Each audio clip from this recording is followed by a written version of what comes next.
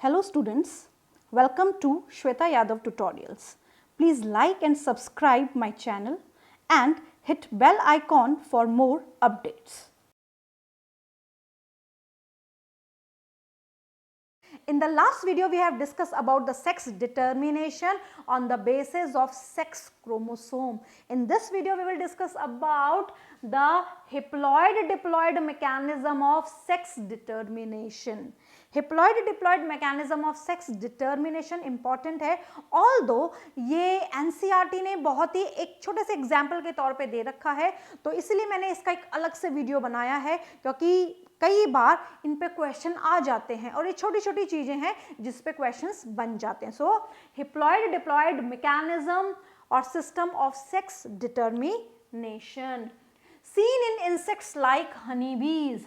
ये हनी बीज में देखा जाता है based on number of sets of chromosome, यानी कि जो number of sets of chromosome है, जैसे हमारी बॉडी में कितने हैं 44 ऑटोसोम है, यानी कि 22 पेयर, तो उसी के आधार पे यहाँ पे भी क्रोमोसोम के सेट के आधार पे सेक्स का डिटर्मिनेशन किया जाता है.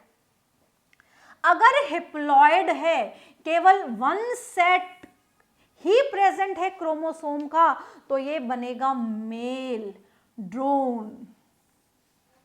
और अगर डिप्लॉयड है तो बनेगी फीमेल.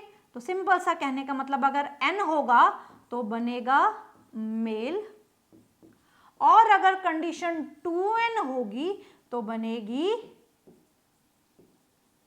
फीमेल. राइट, ये बात ध्यान रखनी है. अब यहाँ पे जो फीमेल है ये दो टाइप की बनती हैं. एक बनती है क्वीन, एक बनती है वर्कर, एक बनती है रानी मक्खी और एक काम करने वाली मक्खियां. तो यहाँ पे दो टाइप की फीमेल है और दोनों टाइप की फीमेल ही डिप्लॉयड हैं. दोनों टाइप की फीमेल ही डिप्लॉयड है, केवल मेल हैप्लॉयड है. अब यहाँ पे क्या देखा गया, बहुत इंपॉर्टेंट चीज है. एनसीईआरटी ने एक पूरे आउटलाइन दे रखी है, इस पे छोटा सा टॉपिक है, तो एनसीईआरटी ने बहुत छोटे से टॉपिक के फॉर्म में इसको दे रखा है, but still it is important. अब ध्यान से सुने. फीमेल जिसको हम बोल रहे हैं डिप्लॉयड है, मेल जिसको हम बोल रहे हैं हैप्लॉयड है. राइट, अब इधर देखें जरा. फीमेल जो है वो मियोसिस करेगी. फीमेल कि जब सेल्स ने मियोसिस किया, तो नेचुरली मियोसिस कब होता है, जब किसी को अपनी रिप्रोडक्टिव सेल्स बनानी होती हैं. तो यहाँ पे बनी रिप्रोडक्टिव सेल्स, यानी कि यहाँ पे बनी गैमीट्स. तो ये बन गए गैमीट्स. राइट, इनमें chromosome number 2n is equal to 32. 2n is equal to 32, तो यहाँ पे n इज इक्वल टू 16 आधा हो जाएगा. यहाँ पे 32 मियोसिस के बाद, मियोसिस क्या होता है, reductional division, number of chromosome reduce to half, chromosome number हो गए आधे. अब बहुत ध्यान से समझनी है एक बात. अब यहाँ पे देखो, फीमेल्स जो गैमीट बना रही है, फीमेल जो गैमीट बना रही है, उस फीमेल गैमीट से बिना फर्टिलाइजेशन करे, बिना फर्टिलाइजेशन के प्रोसेस के हुए क्या बन गया, मेल बन गया. तो इस प्रोसेस को हम बोलेंगे पार्थेनोजेनेसिस.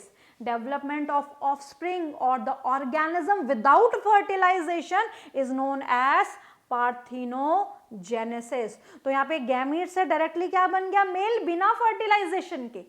राइट, अब यहाँ पे कुछ गैमीट ने क्या किया, कुछ गैमीट ने यहाँ पे फर्टिलाइज किया, जो मेल ने सेल्स बनाई थी उनसे.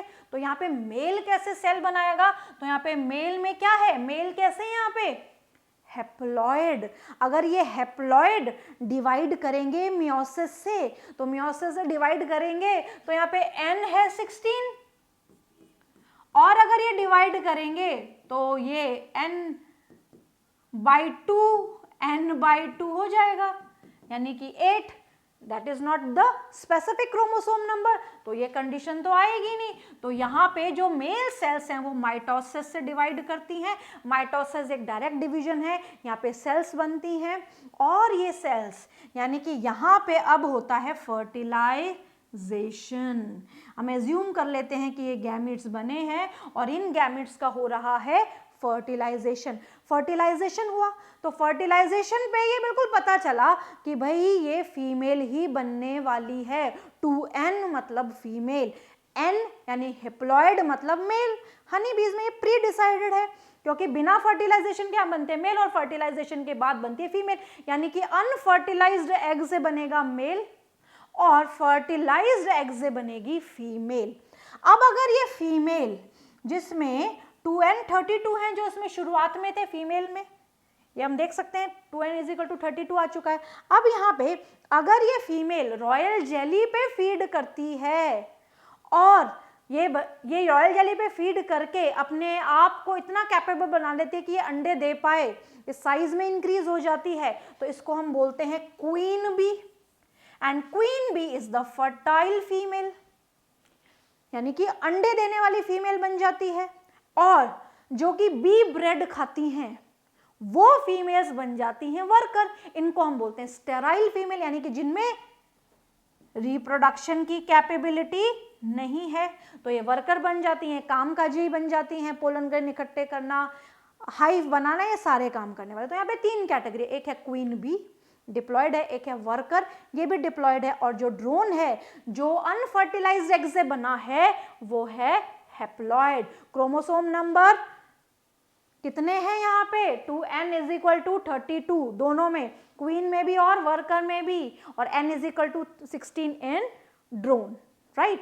और यहाँ पे इस तरीके से यहाँ पे 3 तरीके की बीज बन जाती है, पूरी कॉलोनी बन जाती है।